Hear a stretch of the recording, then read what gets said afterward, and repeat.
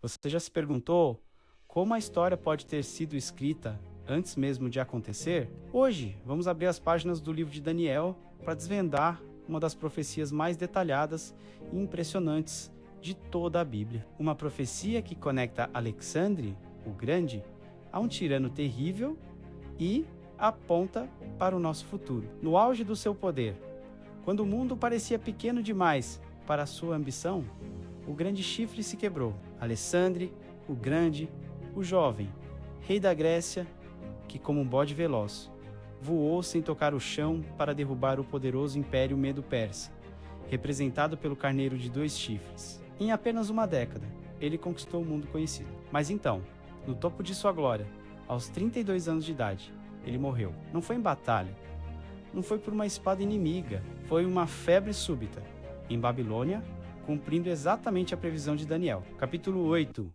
O grande chifre seria quebrado no auge da sua força.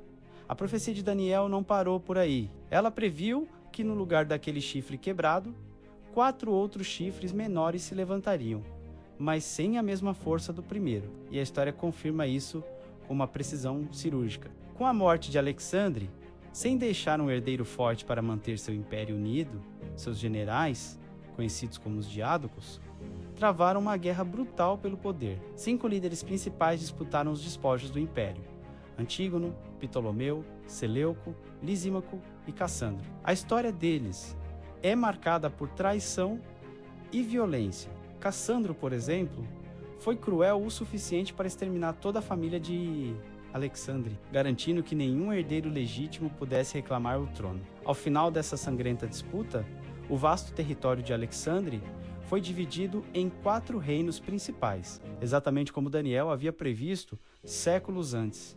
E é aqui que a profecia se torna ainda mais específica. O profeta Daniel, no capítulo 11, começa a afunilar a história. Ele deixa de lado os outros reinos e foca em apenas 2, definindo-os por sua posição geográfica em relação à Terra Santa, a Israel. Ele os chama de Reino do Sul, que era o Egito, governado pela dinastia dos Ptolomeus, e Reino do Norte, a Síria, governada pela dinastia dos Seleucidas. Israel, a nação de Deus, ficava espremida entre essas 2 potências rivais, tornando-se o palco de seus conflitos, o centro geográfico e espiritual dessa grande batalha profética. O capítulo 11 de Daniel descreve, com detalhes impressionantes, as guerras, as alianças, os casamentos políticos e as traições entre os reis do norte e do sul, uma crônica que os historiadores podem confirmar ponto por ponto. A profecia vai se afunilando,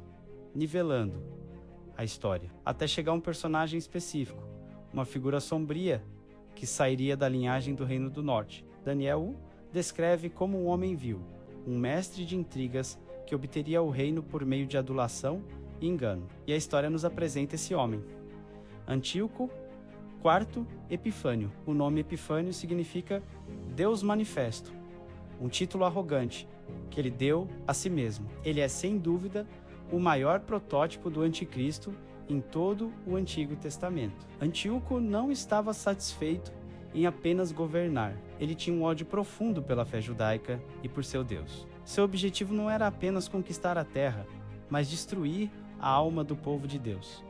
E ele encontrou um aliado improvável dentro do próprio povo judeu, um homem chamado Menelau. Menelau era um sacerdote que traiu sua nação e sua fé por poder e dinheiro. Com a ajuda dele, Antíoco marchou sobre Jerusalém e cometeu o ato mais hediondo que um judeu poderia imaginar. Ele invadiu o templo sagrado, o lugar da habitação de Deus, e instalou o que a Bíblia chama de abominação desoladora. Ele erigiu uma estátua de Zeus no lugar santo e, para profanar completamente o altar, sacrificou uma porca sobre ele, um animal impuro segundo a lei de Deus.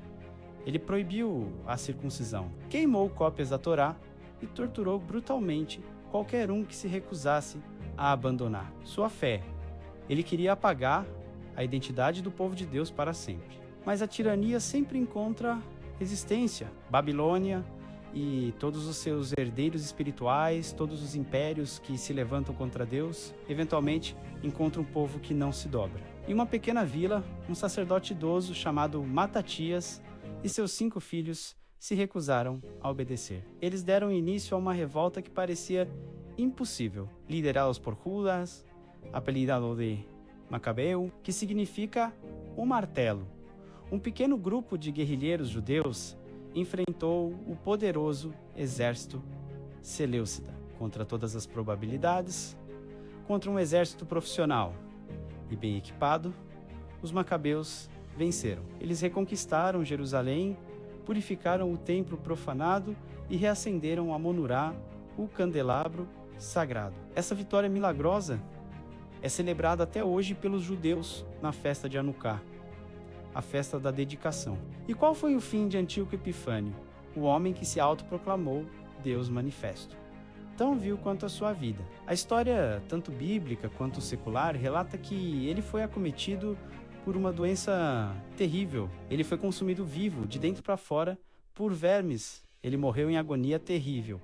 Um fim humilhante, que provou que ninguém, por mais poderoso que seja, pode escapar das mãos do Deus Todo-Poderoso. Como a profecia de Daniel diz, ele chegará ao seu fim, e não haverá quem o socorra. No entanto, a história de Antíoco Epifânio foi apenas um cumprimento parcial da profecia de Daniel. Assim como outras grandes profecias da Bíblia, ela tem um cumprimento duplo. O que aconteceu com ele foi um ensaio, um prenúncio do que ainda está por vir. As profecias de Daniel 8 e 11 apontam para o fim dos tempos, quando um novo homem vil, o anticristo final, se levantará. Ele também sairá de um império revivido, fará um acordo de paz com Israel e depois o trairá. Ele também se assentará no templo, se proclamará Deus e exigirá a adoração, instalando a abominação desoladora final. A história se repete, mas o desfecho já está escrito. Assim como Antíoco encontrou seu fim terrível,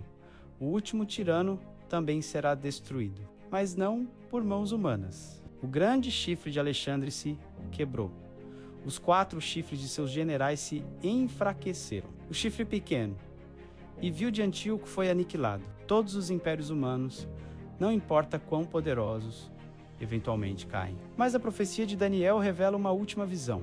Uma pedra, cortada sem auxílio de mãos, que esmaga todos os reinos da terra e se torna uma grande montanha que enche o mundo todo. Essa pedra é Jesus Cristo, o Messias. A vitória final não pertence aos impérios, aos tiranos ou aos homens vis. A vitória final pertence ao Senhor Jesus e ao seu povo que está com ele.